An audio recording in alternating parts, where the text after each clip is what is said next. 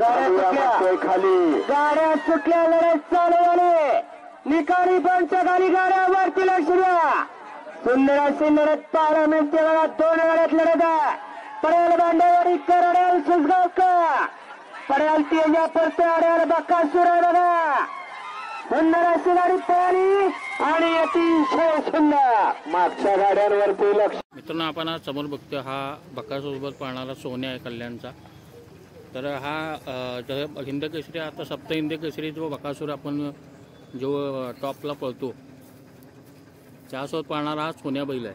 बक्कासूरने सुरुवात त्याच्यासोबतच केली आणि हा बैलसुद्धा टॉपचाच आहे अजून पण.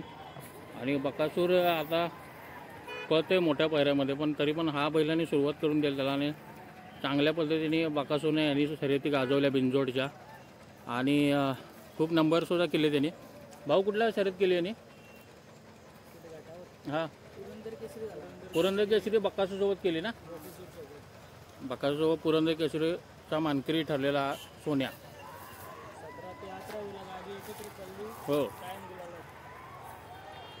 आपण समोर बघतोय आपल्या सोन्या कल्याणचा. तर कल्याणचा सोन्या हा आपला सप्तहिंदी बक्कासूर आहे त्यासोबत त्यांनी सुरुवात केली होती. आणि बक्कासूर जेव्हा वेळा उजेडामध्ये आला तेव्हा प्रत्येक वेळा सोन्या त्याच्या गळ्यात होता.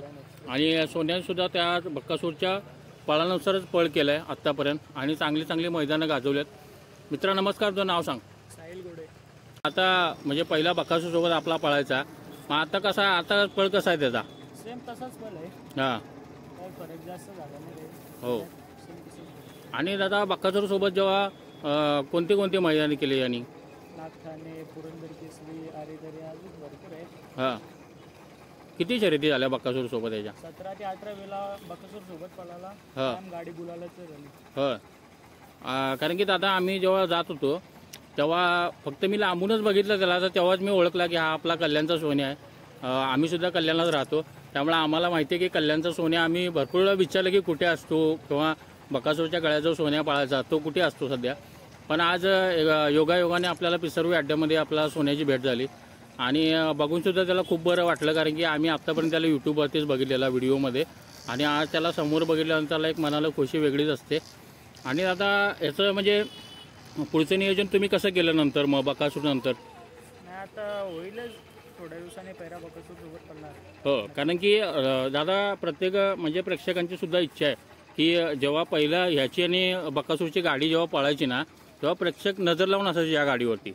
तर दादा परत आम्हाला दिसणार का बघायला? नक्कीच दिसेल. हो, काय असं त्यांचं बोलणं वगैरे काय झालं का त्यांच्याशी? आता नाही झाले, होईल नक्कीच पैरा. नक्कीच प्रेक्षकांची इच्छा आहे सोन्या आणि बक्कासूर एकदा पळावं आणि ती इच्छा पूर्ण होणार नक्कीच. हो. तर दादा म्हणजे याला आता आवडीचं खाणं म्हटलं तर काय म्हणा, काय आहे सोन्याचा? वाडा, मका. हो, तर बघू शकता मित्रांनो, चुना पेंट वगैरे आवडतं त्याला, खाणं त्याचं आवडीचं आहे. आणि बघू शकता आपल्या सप्त हिंदी केसरी जो बक्कासूर आहे त्यासोबत स्टार्टिंगच्या दिवसामध्ये जेव्हा तो उजेडात नव्हता तेव्हासुद्धा चांगल्या गतीने पळून त्यालासुद्धा उजेडात आणि स्वतःसुद्धा उजेडात आत्ता पण राहिलेला आपला सोन्या आहे कल्याणचा. तर दादा तुम्हाला खूप साऱ्या शुभेच्छा, ह्याच्या येणाऱ्या वाटचालीसाठी सुद्धा शुभेच्छा. आणि सोन्या असाच नंबर करू दे आणि येणाऱ्या सुद्धा काळामध्ये बक्कासूर आणि सोन्याची जोडी आम्हाला दिसू दे, ही आम्ही अपेक्षा बाळगतो.